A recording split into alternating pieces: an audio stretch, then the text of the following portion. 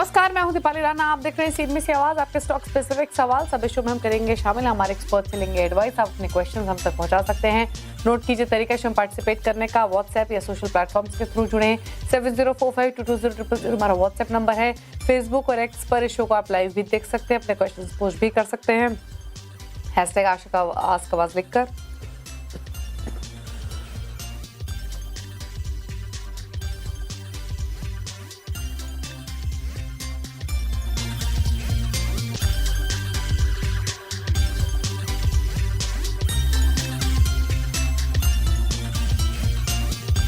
Participate करने का तरीका और हमारे साथ प्रॉफिट मार्ट सिक्योरिटीज के रिसर्चर आशीष बहेटी। फटाफट से पहले देखते हैं कि मार्केट में आज हुआ क्या और ब्रेड में तेजी और आईटी में गिरावट की वजह से आज बाजार फाइनली वीकनेस के साथ बंद हुआ। लेकिन क्या की हाइलाइट्स रही, पहले वो देख लेते हैं। मार्केट में आज कमजोरी के साथ ही कारोबार होते हुए नजर आए। शुरुआती दौर में भी कमजोरी थी। दिन के दौरान हल्की जो है बढ़त आती हुई नजर आई, लेकिन फिर क्लोजिंग के दौरान देखें तो दिन के निचले स्तरों पे ही बाजार बंद होते हुए दिखे। निफ्टी में देखें तो 200 अंक की कमजोरी आपको वहां पे नजर आएगी। सेंसेक्स में करीबन 750 अंक नीचे बंद होते हुए दिखा। बैंक निफ्टी भी थोड़ा दबाव में था, 250 अंक की कमजोरी यहाँ पर भी। हालांकि आउट परफॉर्मेंस आज नजर आई mid and small cap index से। यहाँ पर बढ़त के साथ कारोबार होते हुए नजर आया। लेकिन सेक्टोरल इंडिसेस पे फोकस तो आज accident of the day Nifty IT करीबन 4% की कमजोरी यहां पर देखने को मिली।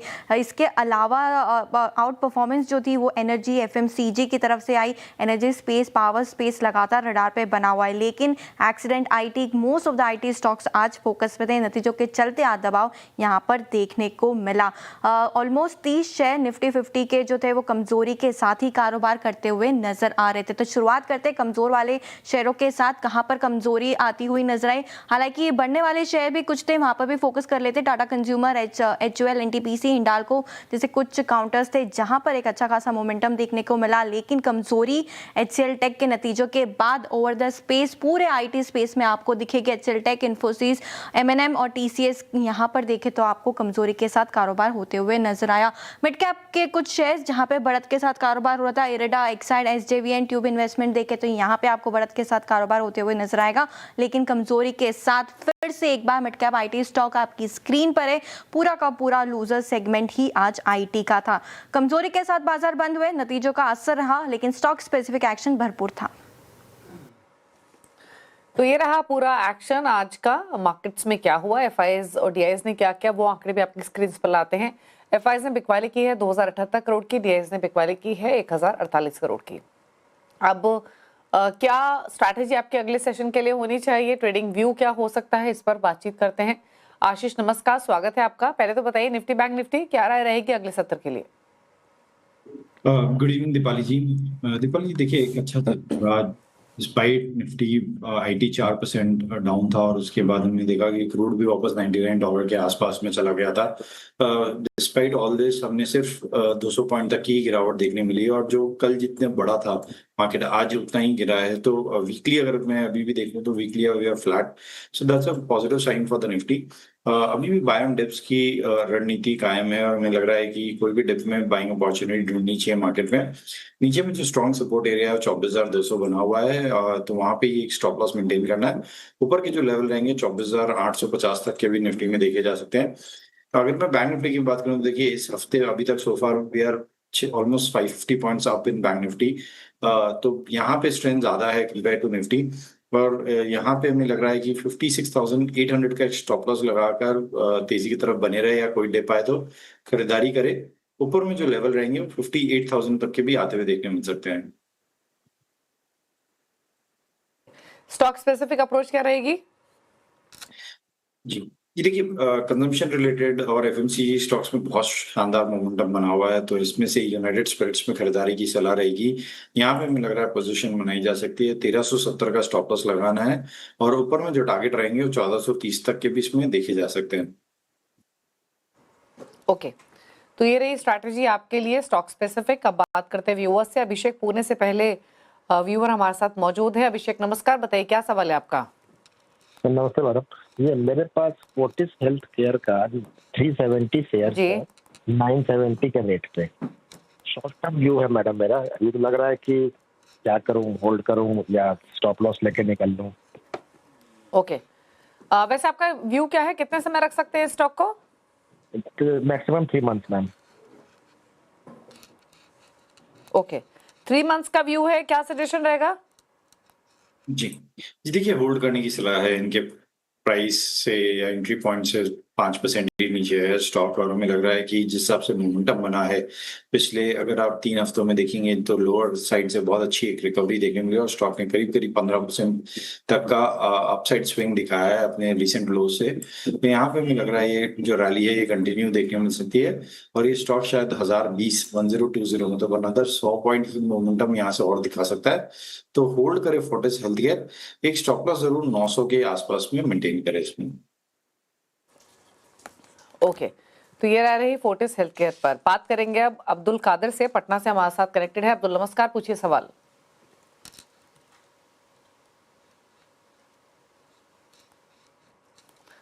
अब्दुल, अगर आप सुन पा रहे हैं तो अपना सवाल पूछिए प्लीज। चलिए सवाल ले लेते हैं इनका। एप्टस वैल्यू हाउसिंग पे इनका सवाल है, 353 की इनकी बाइंग है, 260 पर स्टॉक ट्रेड कर रहा है, तो लगभग 90-92 रुपए नीचे इनके खरीदारी के प्राइस से क्या सलाह रहेगी? जी जी, देखिए ओवरऑल ये स्टॉक थोड़ा प्रेशर में रहा, और पूरे सितंबर से इसमें जो गिरावट देखने मिली है वो काफी स्टीप थी, और स्टॉक ऑलमोस्ट 40-45% करेक्ट हो गया था जो रिसेंट हाइस थे सितंबर और अक्टूबर के। बट अभी पिछले 3 हफ्तों में एक अच्छा रिवर्सल देखने मिला और स्टॉक 34% तक के करीब लोअर लेवल से जंप भी दिखाया है। तो यहाँ पे होल्ड करने की सलाह है, लेकिन एक स्ट्रिक्ट स्टॉप लॉस 253 के आसपास में रखे। ऊपर में शायद ये रैली कंटिन्यू होकर 280 तक के लेवल से इन्हें दिखा सकती है। ओके, तो ये रही सलाह आपके लिए इस स्टॉक पर। बात करते हैं एक और व्यूअर से, शिवम यादव ऋषिकेश से हमारे साथ कनेक्टेड है। सवाल पूछते हैं इनसे। शिवम नमस्कार, स्वागत है आपका, बताइए क्या सवाल है? नमस्कार मैम मेरा सवाल नेटको फार्मा पे है। मेरे पास 120 शेयर्स हैं एट द रेट 340, तो क्या मैं इसको अभी एवरेज कर सकता हूँ या होल्ड करने की राय रहेगी? आपका लंबी अवधि का व्यू है? Yes ma'am, long term view है। लॉन्ग टर्म व्यू है। क्या करना चाहिए इनको इस पोजीशन में? 1340 पे लिया नेटको फार्मा, लगभग 250-300 रुपए नीचे इनके भाव से, और ऐड करें, एवरेज करें, या इसी पोजीशन को होल्ड रखें, या कोई और सजेशन आशीष? जी, ये देखिए पोजीशन यहाँ पे इन लेवल्स पे और ऐड भी की जा सकती है नेटको फार्मा, और हमें लग रहा है कि चार्ट सेटअप स्ट्रॉन्ग बन रहा है वापस, क्योंकि स्टॉक ने बेस फॉर्मेशन कंप्लीट किया है और 900 से लेके 950 एक स्ट्रॉन्ग सपोर्ट जोन बनकर एस्टैब्लिश हुआ है स्टॉक में, जहाँ पे हमने देखा कंटिन्यूसली बाइंग इंटरेस्ट स्टॉक में बरकरार था। तो डिमांड जोन बन गया है यहाँ पर। ऊपर में हमें लग रहा है शायद स्टॉक वापस 1250 से लेके 1300 तक के लेवल्स दिखा सकता है। तो यहाँ पे अगर पोजीशन को और ऐड करनी है तो इन लेवल्स पे ऐड भी की जा सकती है। एक स्टॉप लॉस जरूर 1030 के आसपास में रखें। ओके, राजकुमार शर्मा हमारे साथ हैं पानीपत से। शर्मा साहब नमस्कार, पूछिए अपना सवाल। नमस्कार मैम। नमस्ते, पूछिए अपना सवाल। मैम मेरे पास टीटागढ़ मैंने 2024 में लिए थे जुलाई में एट द रेट ऑफ 708, और मेरे पास क्वांटिटी है 507। ओके, मैं और आपका डीपली ट्रैप्ड हूँ, कैसे निकला जाए? बिल्कुल डीपली ट्रैप तो है, क्योंकि पीक पे खरीदा आपने, 1708 पे लिया। आपके तो 50% से भी ज्यादा का नुकसान है, मतलब 1000 रुपए का नुकसान। जी 490 का नुकसान है मुझे। 490 के आसपास का नुकसान है आपको। आपने वैसे क्या बताया अपना बाइंग लेवल, दोबारा से मेंशन करेंगे एक बार? हाँ जी, आप अपना बाइंग लेवल एक बार दोबारा बताएंगे? बाइंग 1708 और क्वांटिटी 507 1708 नोट। हाँ जी, नहीं तो आप टीटागढ़ रेल की बात कर रहे हैं ना? टीटागढ़ रेल सिस्टम ओके, 1708 में लिया हुआ है। समझ गई मैं, 1708 में आपने लिया है। मैं सिर्फ इसका करंट लेवल चेक कर रही थी, इसीलिए आपसे मैं पूछ रही थी। आप पूछ लेते हैं क्या सलाह रहेगी। टीटागढ़ रेल 7 पर 743 पर ट्रेड करा, उस हिसाब से तो आपको 500 रुपए का नुकसान नहीं है, 1000 रुपए का नुकसान है हर स्टॉक पर, क्योंकि 740 के आसपास तो बंद हुआ है आज राज। फिर भी पूछ लेते हैं, लॉसेस हैवी हैं इनको टीटागढ़ रेल सिस्टम्स में, क्या करना चाहिए आपके हिसाब से आशीष? जी जी, देखिए बहुत ऊपर के भाव पे इन्होंने स्टॉक को एक्टिवेट किया है, और ये तब हुआ जब हमने देखा कि रेलवे स्टॉक्स में एक वन वे रैली थी 2022 से लेके जो 2024 एंड तक ये रैली चली है, जिसमें स्टॉक ऑलमोस्ट अगर आप देखेंगे तो 10x जैसे रिटर्न्स दिए थे। तो अगर स्टॉक में इतनी बड़ी रैली होती है तो उसके बाद एक स्टीप करेक्शन भी देखने मिलता है, और वही यहाँ पर अभी देखने मिल रहा है। ये स्टॉक 2022 में करीब करीब 80 रुपए के करीब ट्रेड कर रहा था।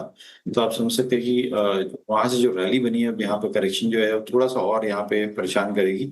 और वैसे भी हम देख रहे हैं कि रेलवे स्टॉक्स में अब थोड़ा सा मोमेंटम फिजल आउट होता हुआ देखने मिल रहा है। तो यहाँ पे कॉशियस रहने की जरूरत है, इन्हें पोजीशन ऐड ना करें, एवरेज करने की गलती ना करें इन लेवल्स पे भी। नीचे में एक स्टॉप लॉस 675 का मेंटेन करें। ऊपर में लगा शॉर्ट टर्म में इसमें जो मोमेंटम बना है वो शायद इन्हें 850 तक के लेवल्स दिखा सकता है। ओके, ठीक है, तो ये रही सलाह आपके लिए। अब अगले व्यूअर से बात करते हैं, और हमारे साथ हैं आकाश सवाल पूछने के लिए भागलपुर से। आकाश नमस्कार, पूछिए अपना सवाल। हाँ मैम, मेरा 260 शेयर है एंजल वन का, और एक ग्रो का शेयर है 270 शेयर। तो इस पे मेरा खरीदारी है एंजल वन पे मैम 220 रुपीज से खरीदारी है मैम। तो मुझे होल्ड करने की पर्सपेक्टिव से बात करनी है मैम। आप कितने समय रख सकते हैं वैसे स्टॉक को? हम 6 मंथ रख सकते हैं मैम। ठीक है, क्या राय रहेगी 6 मंथ्स के हिसाब से एंजल वन में 230 की बाइंग है? जी दीपल जी, देखिए कैपिटल मार्केट थीम और कैपिटल मार्केट इंटरमीडियरीज के स्टॉक्स में बहुत शानदार मोमेंटम बना हुआ है। और हमने एंजल वन का नंबर्स देखा था, नंबर्स के बाद ऑलमोस्ट स्टॉक ने 10% तक का मूव दिया, और उसके बाद भी पिछले 3 दिनों से इसमें हम देख रहे हैं कि 10% का मूव आने के बाद भी बाइंग कंटिन्यूसली बरकरार है इस स्टॉक में। आज भी गिरते हुए मार्केट में भी स्टॉक 1.25% के करीब ऊपर था, और 1.5% तक में इसमें क्लोज हुआ है। तो मुझे लग रहा है स्टॉक वेल प्लेस्ड है 360 शॉर्ट टर्म में लेवल्स दिखाने के लिए। इन्हें अब सिर्फ स्टॉप लॉस को ट्रेल करके ऊपर लेकर आना है, अच्छे प्रॉफिट में बैठे हुए हैं। तो 310 के आसपास में स्टॉप लॉस रखे, और 360 के नेक्स्ट पोटेंशियल टारगेट के लिए पोजीशन में बने रहे। ओके, और साथ ही ग्रो पर क्या राय रहेगी? जी, ये देखिए ग्रो पे भी होल्ड करने की सलाह है, क्योंकि यहाँ पे भी सेम तरीके का मोमेंटम बना हुआ है। तो ग्रो भी होल्ड करे। सिर्फ जो स्टॉप लॉस है यहाँ पे थोड़ा सा तो काफी क्लोज का स्टॉप लॉस दे रहा हूँ, क्योंकि स्टॉक में वन वे मोमेंटम देखा है। तो 214 के आसपास में स्टॉप लॉस ट्रेल करके ऊपर ले आए। ऊपर में शायद इसमें आप 225 तक के लेवल से देखने मिल सकते हैं। ओके, तो ये रह रही है आपके लिए ग्रो के स्टॉक पर। एक सवाल और लेते हैं, और अगले व्यूअर हमारे साथ हर्षवर्धन है मध्य प्रदेश से सवाल पूछने के लिए। हर्षवर्धन नमस्कार, बताइए क्या सवाल है आपका? Good evening ma'am. मैम मुझे एक लॉन्ग टर्म व्यू पॉइंट चाहिए अपोलो माइक्रो सिस्टम्स पे। मेरी 243 की बाइंग है, और 6500 क्वांटिटी मैंने बाय किया है। ओके, और आपका क्या होराइजन है इसमें? मैम पोजिशनल ट्रेड मैं सोचा है कि एटलीस्ट 2 years और may be 3 years something. Okay, 2 से 3 साल का नजरिया है, क्या कहना चाहिए अपोलो माइक्रो सिस्टम्स? 243 की बाइंग है, क्वांटिटी बड़ी है, 6500 शेयर्स। जी देखिए, होल्ड करने की सलाह है अपोलो माइक्रो सिस्टम्स। यहाँ पे हमने देखा कि डिफेंस रिलेटेड और एरोस्पेस डिफेंस रिलेटेड जितने भी स्टॉक्स है उनमें एक शानदार मोमेंटम बना हुआ है। और यहाँ पे हमें लग रहा है ये जो ब्रेकआउट है ये सस्टेन करेगा, और ऊपर में 320 तक के शॉर्ट टर्म में इन्हें टारगेट्स देखने मिल सकते हैं। तो पोजीशन को होल्ड करे, स्टॉप लॉस को सिर्फ ट्रेल करके ऊपर ले आए, और 270 के आसपास में इन्हें एक स्टॉप लॉस मेंटेन करना चाहिए। ओके, बात करेंगे अशोक यादव से, हमारे साथ कनेक्टेड हैं हरियाणा से। अशोक जी नमस्कार, बताइए क्या सवाल है आपका? नमस्कार मैम। मैम मेरे पास NHPC के 400 शेयर है, और 77 रुपए पे है, 77 रुपीज पे। 1 साल का व्यू है मैम। 1 साल का व्यू है एनएचपीसी, 77 के आसपास की बाइंग है, 6 रुपए ऊपर है। बताए क्या करना चाहिए? जी देखिए, पावर रिलेटेड स्टॉक्स में बहुत शानदार मोमेंटम बना हुआ है, और स्पेसिफिकली हाइड्रो और रिन्यूएबल जो स्टॉक्स है पावर के, उनमें बहुत अच्छी बाइंग इंटरेस्ट देखने मिल रही है। तो यहाँ पे होल्ड करे, सीजन का व्यू भी 1 साल का है, तो जो इन्हें स्टॉप लॉस मेंटेन करना चाहिए वो करीब करीब 75 के आसपास में रखे। ऊपर में मुझे लगता है जो इनके टारगेट्स, जो इनके हॉराइजन है, टाइम पीरियड है, उसमें शायद इन्हें 100+ के लेवल्स इजीली देखने मिल सकते हैं। ओके, आयुष अग्रवाल का एक सवाल लेते हैं, दुर्ग से इन्होंने भेजा है। इंजीनियर्स इंडिया लिमिटेड पर 100 शेयर्स हैं, 210 की इनकी बाइंग है, लंबी अवधि का व्यू है, क्या स्ट्रैटेजी रेकमेंड करेंगे, क्या सलाह है? जी जी देखिए, ईआईएल की अगर मैं बात करूं तो यहाँ पे होल्ड करने की सलाह रहेगी इन्हें। जो सेटअप बन रहा है जिस हिसाब से, उसमें हमें लगता है कि इसमें 270 तक के लेवल्स इन्हें देखने को मिल सकते हैं। नीचे में एक स्टॉप लॉस इन्हें 235 का मेंटेन करना चाहिए। ओके, हर्ष बंसल है अगले व्यूअर हमारे साथ पंचकुला से। हर्ष नमस्कार। इनफैक्ट माफी चाहेंगे, लाइन पर नहीं है, इनका एसएमएस के थ्रू सवाल है। ग्रो की इनफैक्ट अभी हम चर्चा कर ही रहे थे, ग्रो पर इनका सवाल है, एक बार राय रिपीट कर लेते हैं आशीष की तरफ से। आशीष, एक बार बताइए ग्रो के लिए क्या सजेशन। मैं इनके लेवल्स बता देती हूँ, और एक इंपॉर्टेंट बात है कि क्वांटिटी बड़ी है, 50,000 शेयर 156 की बाइंग है। जी जी देखिए, अच्छे प्रॉफिट में है ये। 61 रुपीज के करीब का जो इन्होंने प्राइस बताया उसके हिसाब से इनको प्रॉफिट है। देखिए, स्टॉक ने वर्टिकल राइज दिया है। आईपीओ 113 पे लिस्ट हुआ था और वहां से ऑलमोस्ट स्टॉक डबल होके ट्रेड कर रहा है। तो यहाँ पे छोटा सा स्टॉप लॉस रखना है। ट्रेलिंग एसएल जो है काफी पास में इन्हें रखना चाहिए, 214 के आसपास में। और शायद अभी शॉर्ट टर्म में मोमेंटम जो है इसमें 225 से लेकर 230 तक के लेवल्स दिखा सकता है। बात करते हैं अगले व्यूअर से। अगले व्यूअर शुभमन घोष हमारे साथ कनेक्टेड हैं और आसनसोल से ये है हमारे साथ। शुभमन, बताइए क्या सवाल है आपका। ट्रेडिंग पोजीशन है, इन्वेस्टमेंट पोजीशन है, क्या जानना चाहते हैं? हमारा पास 150 शेयर है, 189 रुपए आईटीसी होटल। आईटीसी होटल के 150 शेयर है, किस भाव पर? 189। 189, ओके।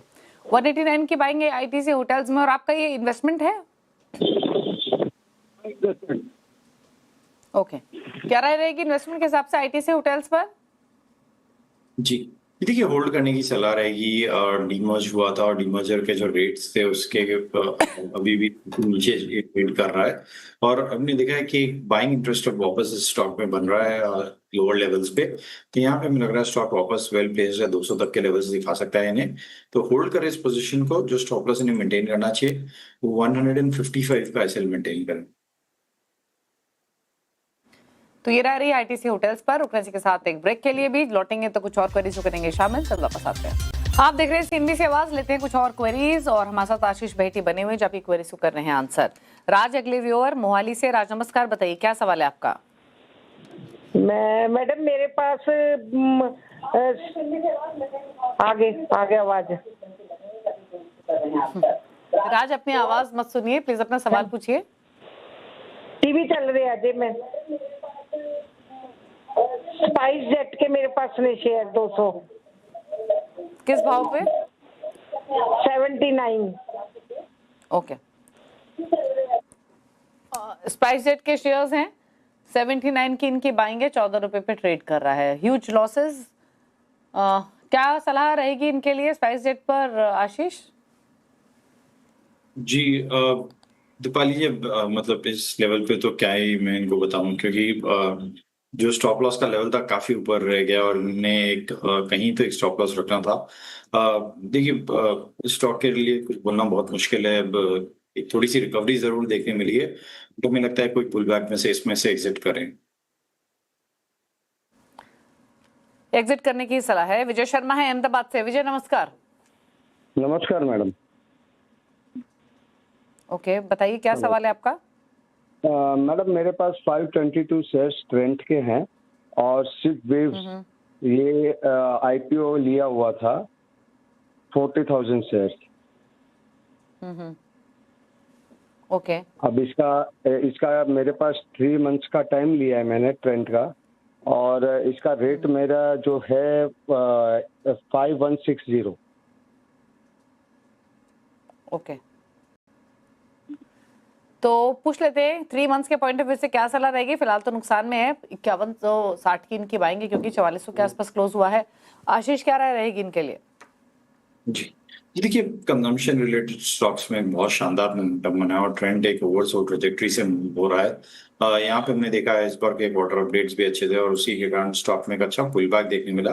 लोअर लेवल से स्टॉक ऑलरेडी 38% के करीब रिकवरी दिखा चुका है और हमें लग रहा है ये मोमेंटम कंटिन्यू रह सकता है। ऊपर में शॉर्ट टर्म में अभी जो टारगेट्स हमें देखने मिल रहे हैं और 4,900 तक के भी आते हुए देखने मिल सकते हैं। हाउएवर इनके भाव से दूर है, बट एक बार 4,900 के आसपास में स्टॉक रहता है, तो वहां पे एक बार वापस चार्ट चेक करवा लीजिए, क्योंकि 4,900 एक स्ट्रॉन्ग रेजिस्टेंस एरिया है, और अगर वो सरपास करता है तो फिर शायद इनके भाव से ऊपर भी इन्हें ट्रेड करता हुआ ट्रेंड देखने मिलेगा। नीचे में एक स्टॉप लॉस जरूर इन्हें 4,200 के आसपास में मेंटेन करना चाहिए। ओके, 4,200 के स्टॉप लॉस के साथ होल्ड करें। प्रभात डे भुवनेश्वर से हमारे साथ कनेक्टेड है। प्रभात जी नमस्कार, पूछिए सवाल। नमस्कार। एक्चुअली मेरा सवाल 3 है। फर्स्ट वन इज एसबीआई में होल्ड कर रहा हूँ 140 share at the rate of 535, and LNT में से होल्ड कर रहा हूँ 60 share at the rate of 2600, and Reliance hold कर रहा हूँ 210 share at the rate of 1188। तो मेरा सवाल ये है कि मुझे इन तीनों में से अभी कौन सा बेस्ट है और इन्वेस्टमेंट करने के लिए और ऐड करने। ओके ओके, तो इंटरेस्टिंग है, 3 लार्ज कैप स्टॉक्स, तीनों में ही अच्छा मुनाफा इनको हो रहा है। एलएनटी तो इनफैक्ट 2600 का इन्होंने बताया, 4,000 पर ट्रेड कर रहा है। रिलायंस 1188 और एसबीआई का तो मैं जिक्र किया ही 535। तो क्या जबरदस्त रिटर्न्स है, और लार्ज कैप्स ने तो इनफैक्ट आउट परफॉर्मेंस दिखाई ही है खराब मार्केट में। अब सवाल इनका इंपॉर्टेंट है, तो प्रॉफिट्स इनको हो रहे हैं, क्या रणनीति रखे, प्लस जैसे इन्होंने कहा कि अगर ऐड करना हो और, तो इन तीनों में से कौन सा बेहतर रहेगा? जी, दीपाल जी देखिए, काफी डिफिकल्ट क्वेश्चन पूछा है इन्होंने, क्योंकि तीनों ही हमारे बाइंग रडार में है और तीनों में हमने बाइंग रिकमेंडेशन दे रखी है, और काफी अच्छा वेल डाइवर्सिफाई किया है। तीनों अलग अलग सेक्टर के स्टॉक्स इन्होंने लिए हैं, और तीनों ही अपने सेक्टर के अपने सेगमेंट के लीडर्स है, और तीनों में हमने देखा है क्वाइट आउट परफॉर्मेंस रहा है, और निफ्टी को और के कंपेयर में रिलेटिव स्ट्रेंथ तीनों में बहुत अच्छी बनी हुई है। अगर मैं एसबीआई की बात करूं, देखिए यहाँ पे हमारे शॉर्ट टर्म टारगेट्स एसबीआई के है जो 1180 के है, और नीचे में इन्हें एक स्टॉप लॉस जरूर मेंटेन करना चाहिए, वो है 1050 के आसपास में ट्रेलिंग एसएल रखे। दूसरा जो स्टॉक इन्होंने बताया रिलायंस का, रिलायंस हमें लगता है कि इन लेवल्स पे काफी अट्रैक्टिव लग रहा है, और जो अभी रिसेंट करेक्शन में के बाद इसमें वापस एक बहुत अच्छे बाइंग जोन पे स्टॉक अवेलेबल है। वीकली 200 एक्सपोनेंशियल मूविंग एवरेज पे स्टॉक ने बेस बनाया और वापस वेल प्लेस्ड है 1450 तक के लेवल्स दिखाने के लिए। तो रिलायंस में एक स्टॉप लॉस ने 1330 के पास में रखना चाहिए, और इन लेवल्स पे रिलायंस को भी ऐड किया जा सकता है। और तीसरा जो उन्होंने स्टॉक बताया लार्सन टुब्रो, हमें लग रहा है कि ये स्टॉक जो अभी रिसेंट गिरावट हुई वो एक अपॉर्चुनिटी थी, गोल्डन अपॉर्चुनिटी थी इन्वेस्टर्स के लिए स्टॉक को वापस रीएक्यूमुलेट करने के लिए। परफेक्ट पोर्टफोलियो कैटेगरी स्टॉक है, डिफेंस इंफ्रा सबका प्ले मिलता है, तो यहाँ पे भी इन लेवल्स पे पोजीशन ऐड की जा सके, या कोई डिप आए तो वहां पे ज्यादा फेवरेबल रहेगा एलएनटी को ऐड करना। नीचे में 3800 के आसपास में स्टॉप लॉस रखे, ऊपर में इसमें 4400 तक के लेवल्स देखने मिल सकते हैं। तो ये रही सलाह आपके तीनों होल्डिंग्स पर और नए एडिशन पर भी। संतोष से बात करेंगे, बेंगलुरु से कनेक्टेड है। संतोष नमस्कार, पूछिए सवाल। चलिए, इनकी फोन लाइन डिस्कनेक्ट हो गई, सवाल ले लेते हैं। और बजाज हाउसिंग पर इनका सवाल 164 की बाइंग है, 250 शेयर से लंबी अवधि का व्यू है। जी देखिए, थोड़ा सा डिसअपॉइंट किया बजाज हाउसिंग ने अभी तक। जब से आईपीओ आया है, आईपीओ काफी ऊपर के प्राइस में लिस्ट हुआ था, और उसके बाद वन वे फॉल देखने मिला है। लेकिन मुझे लग रहा है कि स्टॉक अपने आईपीओ प्राइस के आसपास में वापस आकर एक स्ट्रॉन्ग बेस बनाकर फिर से एक पुल बैक दे रहा है, और ये पुल बैक ऊपर में 102 तक के लेवल्स दिखा सकता है। तो पोजीशन को होल्ड करें, स्टॉप लॉस इन्हें मेंटेन करना चाहिए, 87 का एसएल मेंटेन करें। ओके, तो ये रह रही है बजाज हाउसिंग फाइनेंस पर, फिलहाल आप होल्ड कीजिए। चलिए, सवाल तो इतने ही करेंगे शामिल। शुक्रिया आपका आशीष आने के लिए। कोई क्लोजिंग कमेंट? जी देखिए, इनमें से जितने भी स्टॉक्स हमने डिस्कस किए, किसी में भी हमारी पर्सनल ट्रेडिंग पोजीशन नहीं है, लेकिन रिलायंस और एसबीआई और एलएनटी, ये तीनों पोजीशन में हमने हमारे क्लाइंट्स को एक्यूमुलेट करने के लिए बोला है, तो शायद उनकी पोजीशन हो सकती है। ओके, शुक्रिया आपका आने के लिए शो में। और इसी के साथ एक ब्रेक का वक्त हो गया है। ब्रेक के बाद भी खबरें जारी है सिंधी की आवाज पर। नमस्कार।